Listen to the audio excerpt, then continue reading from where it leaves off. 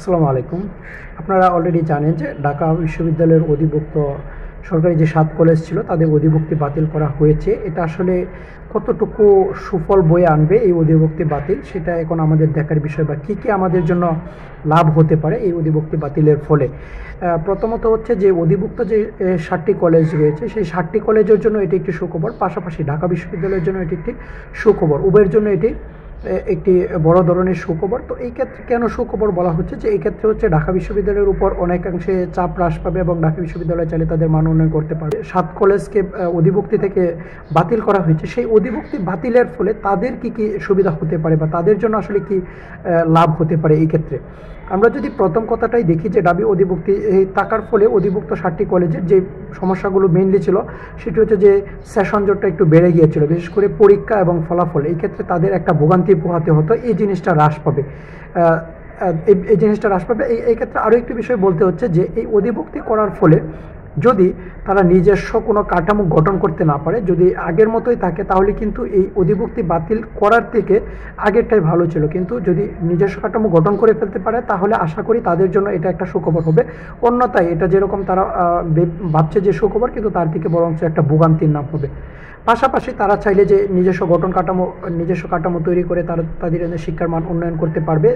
তারা তাদের নিজস্ব স্বাতন্ত্র্য কিছু সুশৃঙ্খল নিয়ম অনুসরণ করে তারা সেদিকটাতে এগিয়ে যেতে পারবে। আবার তারা যদি চায় তাহলে হচ্ছে তারা তাদের যে নিজেদের মান উন্নয়ন করতে পারবে, কারণ তাদের এখন একটি নিজস্ব স্বাতন্ত্র্য পরিচয় থাকবে, এবং এই স্বাতন্ত্র্য পরিচয় হচ্ছে তারা অনেক কিছুই তারা নিজেদের মতো করতে পারবে। লাইক তারা তাদের গবেষণা একটু যদি ফোকাস করতে পারে বা গবেষণা যদি উন্নয়ন ঘটাতে পারে, তাহলে হচ্ছে তাদের এই ৭ কলেজ হয়তো বা বাংলাদেশের একটা অন্যতম একটি সুন্দর নাম হবে। কারণ আমরা জানি ঢাকা কলেজ থেকে শুরু করে যে ইডেন মহিলা কলেজ, সবগুলো কলেজই কিন্তু নামকরা কলেজ, এবং তারা যদি সেই স্বাতন্ত্রতা ধরে রাখতে পারে এবং গবেষণা বা উন্নয়নমূলক কার্যক্রমগুলো ওইভাবে করে যেতে পারে, তাদের নিজস্ব বৈশিষ্ট্য বা নিজস্ব গঠন কাঠামো ওইভাবে গঠন করে, তাহলে হয়তো বা তাদের এটা তাদের জন্য একটা সুফল বয়ে আনবে।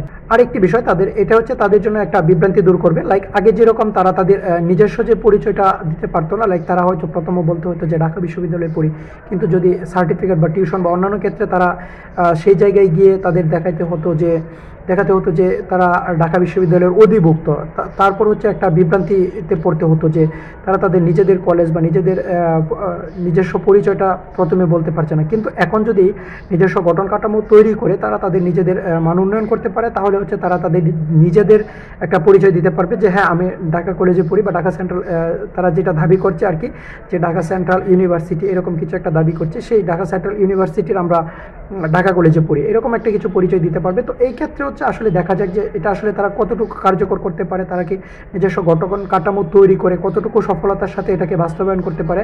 আর যদি এটা গঠন কাঠামো তৈরি না করে যদি বাস্তবায়ন করা সম্ভব না হয়, তাহলে কিন্তু এটা যে তারা যে সুফল বয়ে আনার কথা ছিল, সেই সুফলের থেকে কিন্তু ভোগান্তিটাই অনেকাংশে বেড়ে যাবে। তো দেখা যাক শেষ পর্যন্ত এটা আসলে কোন দিকে গড়ায়।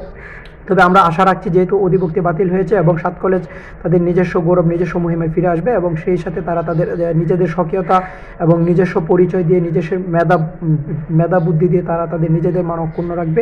আমাদের আশা সেটাই। দেখা যাক এবং শেষ পর্যন্ত এটা কতদূর এগিয়ে যায়।